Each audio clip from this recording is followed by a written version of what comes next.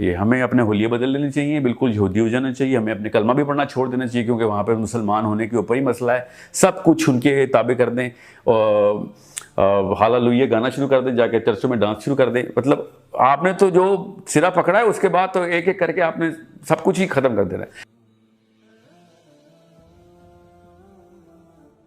वालेकुम सलाम।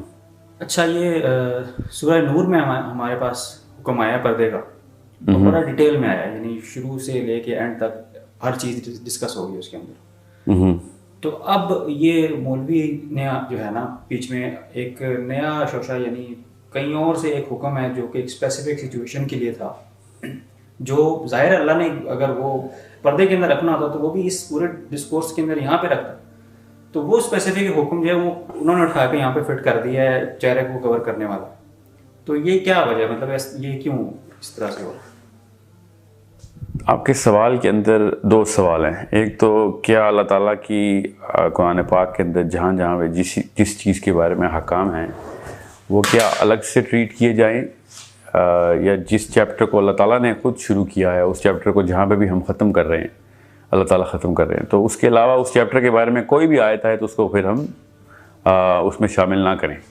ये एक ऐसी बात है जिसका आई एम श्योर आप या कोई भी दुनिया में बंदा कंफ्यूज नहीं है कि अल्लाह ताला की कोई भी आयत हो, एक ख़ास मजमून के बारे में हो, तो ये नहीं देख सकते हम कि वो कुरान पाक के किस हिस्से में। अगर उस मजमून के ऊपर कोई अहकाम हैं तो उसको उस मजमून में डालना पड़ेगा, बग़ैर ये सोचे कि ये तो सूरह अहज़ाब में आया है और वहाँ पे सूरह नूर का चैप्टर है, क्योंकि नुज़ूली तरतीब भी हमारे पास नहीं है। पहली बात तो ये। दूसरी बात ये कि हम बाकी की तमाम तर लाइफ दुनिया ज़िंदगी के तमाम शोबों के अंदर कुरान पाक के अंदर फैली हुई तमाम तर आयात को इकट्ठा ही करके उसका एक मजमून खुद कंप्लीट करते हैं। दूसरी बात, जो सूरह नूर का चैप्टर एक कंप्लीट हुआ, कंप्लीट हुआ, ये जो मफरूज़ा है ये बड़ा लेटर ऑन शुरू हुआ है उम्मत में कि सूरह नूर के अलावा पर्दे का कोई चैप्टर ही नहीं है। हालांकि पर्दे का चैप्टर तो है। पहली बात तो ये कि सूरह नूर का जो चैप्टर है वो घर के अंदर के आदाब हैं। अगर आप वो पढ़ें तो आपको पता चलता है वो चैप्टर शुरू ही तब होता है कि जब तुम किसी के घर में दाखिल हो।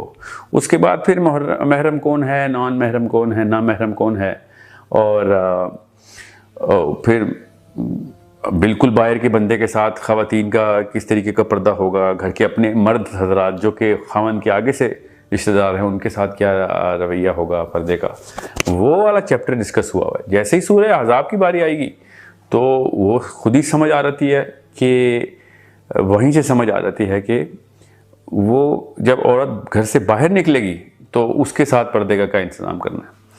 और वो बड़ा क्लियर हुक्म है। अल्लाह के नबी सल्लल्लाहु अलैहि वसल्लम की बीबियों के बारे में लोग कहते हैं, और हुआ तो था वाक़या, कि वो लोग फिर तंग करना शुरू हो गए थे कि हमें पता नहीं था कि वो आपके घर की बीबी हैं। तो पूरी की पूरी उम्मत की बीबियों पे हुक्म क्यों आ गया फिर? और अगर ये मान भी लिया जाए कि हाँ जी वो मुसलमान आज़ाद औरतों को जान के तंग करते थे, सारी आज़ाद औरतों को, तो नाउज़ुबिल्लाह अल्लाह ताला की वो आयत, इसमें भी दो शाखें हैं फिर। एक तो क्या वो अल्लाह की आयत फिर क्या तनसीख मनसूख हो गई है नाउज़ुबिल्लाह, और अगर नहीं हुई तो क्या फिर वो उसी सिर्फ वाक़े के ऊपर मुख्तस करने की जो हमने ज़रूरत की है कि वैसा ही वाक़या दोबारा होगा तब वो वाली अहकाम ट्रिगर होंगे। तो फिर वो वाला वाक़या तो 1400 साल क्या हज़रत आदम से चलता हुआ आ रहा है, औरतों को बाहर मर्दों ने तंग किया हुआ है।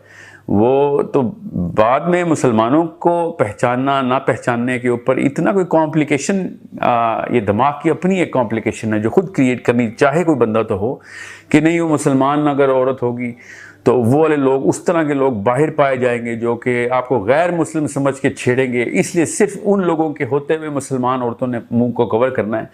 तो ये तो एक ज़बरदस्ती एक कोई ऐसी कन्फ्यूजन को अपने अंदर कोई दिल में कोई मर्ज़ पाल रहा हो तो हो, वरना तो एक बड़ी सिंपलिसिटी से देखा जाए कि सूरह नूर का चैप्टर घर के अंदर के आदाब बताता है। सूरह अहज़ाब की आयत जो है वो 59 वो घर के बाहर के आदाब बताती है।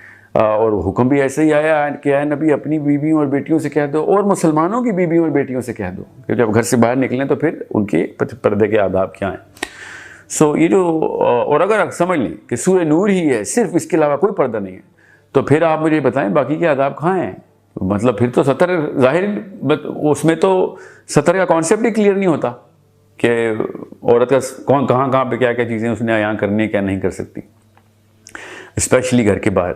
सो ये मामला जो है ना वो उसको सूरह नूर को जो घर के अंदर रखें, ये चैप्टर है और वो स्टार्ट भी ऐसे होता है, और सूरह अहज़ाब को बाहर।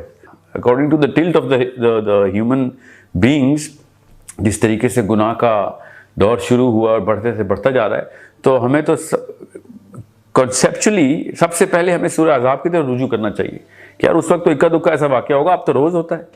पहले कहाँ ऐसे वाक़यात होते थे कि 4-4 साल की बच्चियाँ रेप होती थी, अरब में ऐसा कभी नहीं होता था। और यहाँ पे तो 4 साल की बच्ची नहीं महफूज, और ये कह रहे हैं औरत का मुंह क्यों कवर करें, सूरह नूर में नहीं आया हुआ। इन लोगों को तो चाहिए कि लोहे के ढक्कनों में औरतों को बाहर भेजा करें, जिस तरीके से जो मामला चल रहे हैं। सो ये एक अलग बहस है जिसके ऊपर हम एक निजी बहस करना शुरू हो जाएं कि मामला उस वक्त क्या थे क्या नहीं थे। अभी वो मामला उससे कई ज़्यादा बदतर है।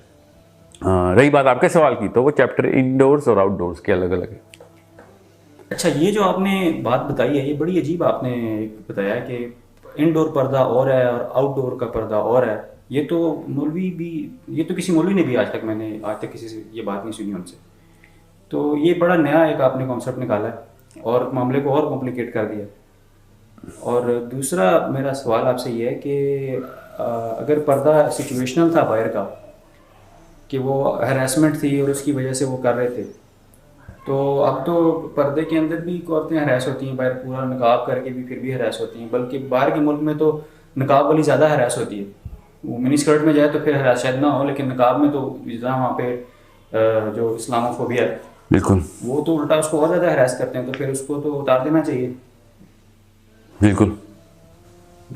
दो बातें आपने की, एक तो कि ये नई बात है कि सूरह नूर जो है वो घर के अंदर क्या आदाब बता रही है और सूरह अहज़ाब बाहर के, तो वो तो आप अरबी पढ़ेंगे तो आपको खुद ही समझ आ जाएगा। बहरहाल ये बात नई है कि नहीं, ये 1400 साल से इस बात पे तो इजमाए उम्मत है कि सूरह नूर जो है वो सूरह जो अहज़ाब है वही है पर्दे की असली आयत। ये तो बाद में एक बड़ी रीसेंट बहस है उलमा कराम की कि सूरह नूर, बल्कि ये 1% फ्रैक्शन को भी रिप्रेजेंट नहीं करती उलमा कराम के जो पर्दे की आयत हैं वो सूरह अहज़ाब से आ रही हैं।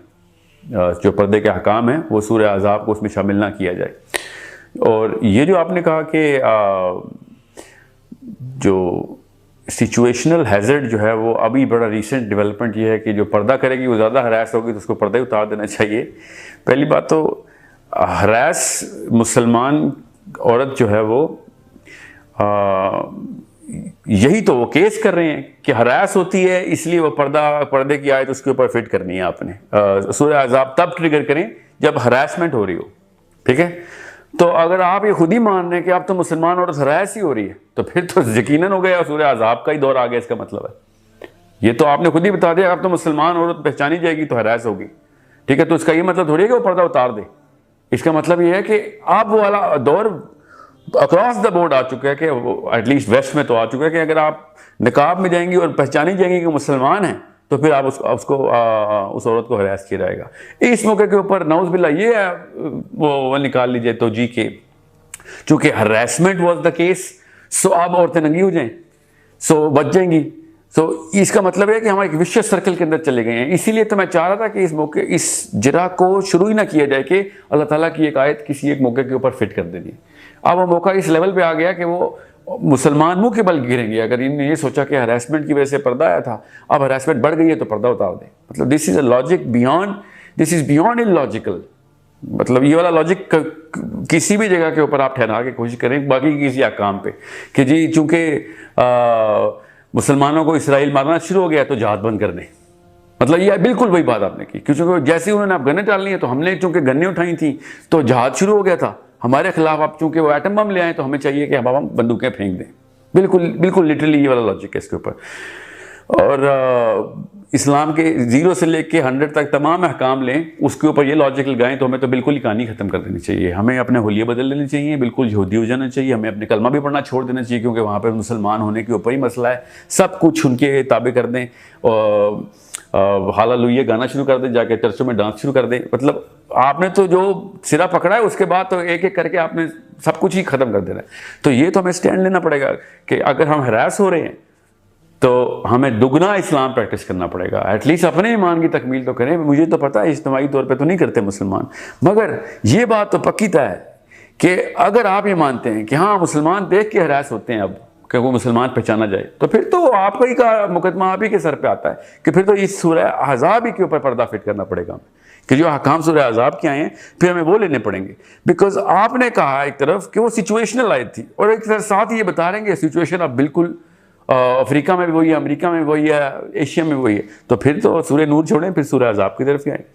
जो पहला सवाल था आपका, मैं उसकी थोड़ी सी और तशरीह कर दूं कि सूरह नूर के उस चैप्टर को पढ़ते ही पता चल जाता है कि वो इंडोर है, कि जब घर में किसी के दाखिल हो तो इजाज़त लेके जाओ, और अगर वो कहें कि मत आना तो वापस लौट जाओ, और अगर भाई शौहर के भाई हों तो उसके साथ क्या क्या चीज़ें उस जो है ना अहकाम में आई हैं। औरत कौन कौन से जिस्म का हिस्सा दिखा सकती है, अपने ससुर को, अपने शौहर को, अपने शौहर के भाई को, अपने बाप को, और तमाम मुहर्रमात बता दी।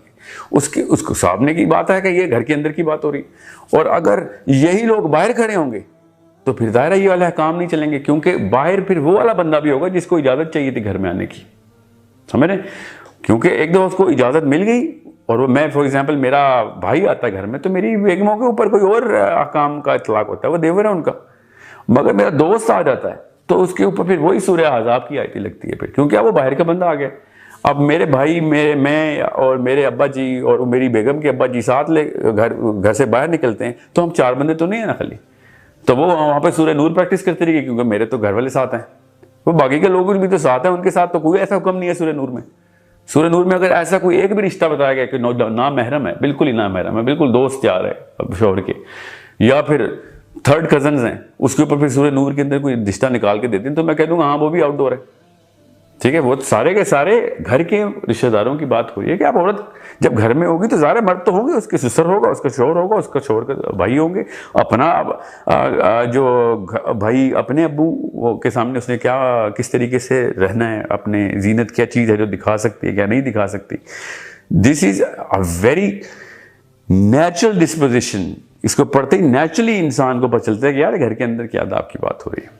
I hope I have made you understand. बहरहाल आपका जो नुक्ता है वो ये कि क्या नई बात है? नहीं, ये बिल्कुल नई बात नहीं है। ये नई बात है कि सूरह नूर ही पर्दे का चैप्टर है, इसके अलावा पर्दे की जितनी बातें की गई हैं उसको पर्दे में मत डालें, ये एक बिल्कुल नई बात है, ठीक है। ये इस्लाम की फिलॉसफी के खिलाफ है कि 2 चीज़ों पर फलसफा टकरा रहा था हमारा। एक, कुरान की कोई भी आयत अपनी मर्जी से फारिग करते हैं कि नहीं जी यहाँ पर हमने मजमून में डालनी नहीं, ये कौन सा तरीका, ये जरूरत कैसे आई मुसलमानों के अंदर? सिर्फ नबी को ये इजाज़त है कि किस मौके के ऊपर किस मजमून को कंबाइन करके अहकाम जारी किए जाए। हम में से कौन सा ऐसा बंदा, हमें क्या किसी सहाबी को भी जरूरत नहीं। दूसरा, जो आपने जो जहाँ पे ये फलसफा टकराता है कि पर्दे का हुक्म आया ही क्यों, यहां से आपको पता चलेगा कि फलसफा सबसे पहले तो इंसान औरत का जिस्म के से पहले उसका मुंह कवर करना चाहिए। सारी की सारी अट्रैक्शन तो आदमियों ने फितना मुंह से निकाला हुआ औरत का, वरना आप खुद सोचें जिस्म के तमाम हिस्सों के ऊपर कोई एक इंडस्ट्री नहीं खुली सिवाय पोर्नोग्राफी के, और जिस्म के खाली इस हिस्से के ऊपर $1 ट्रिलियन इंडस्ट्री कॉस्मेटिक्स की पैसे कमा रही है। क्यों? क्योंकि फितना इधर से फैला रहे हैं और हम कह रहे हैं नहीं ये दिखा दो और बाकी सारा का सारा कुछ जो है सूरह नूर से पकड़ लो। ये अजीब सी बात है। सारा फितने की जड़ जो है वो खातून का चेहरा है। फलसफे में आप जाएं, फिलॉसफी ऑफ इस्लाम, तो ट्रिगर ही उसके चेहरे के ऊपर होती है। ये सिर्फ चेहरे का हुक्म आया होता और कोई हुक्म ना आया होता तो हम कॉमन सेंस से बाकी का जिस्म कवर कर लेते कि हाँ यार इससे तो फितरा पैदा, तो हमें यहाँ पे कॉमन सेंस क्यों नहीं रहती हमारी। और एक और जराबी की रहती है कि हज में चूंकि चेहरा कवर करने का और ना कवर करने का हुक्म है, ये भी एक जरा होती है कि हज में तो औरत अपना चेहरा दिखा देती है, तो फिर ठीक है, फिर हज में और भी बड़ा मामलात होते हैं। वो फिर बाकी के रोज़े में तो हम खाना नहीं खाते, बाकी के दिनों में क्यों खाना फिर खा रहे होते हैं? हर हुक्म के अंदर उसकी अपने बाउंड्रीज और न्यू स्पेसिफिकेशंस होती हैं जहाँ पे वो बाकी की चीज़ों से मुबर्रा हुआ होता है। So there are things which you have to see in a bigger picture and relate it to the core philosophy of Islam as to why any order comes down to human beings. If you cannot correlate these two things, तो फिर तो बहस की तो मतलब कोई limit ही नहीं है ना कि हम कहाँ कर सकें, और इसीलिए बहसें खुल रही हैं।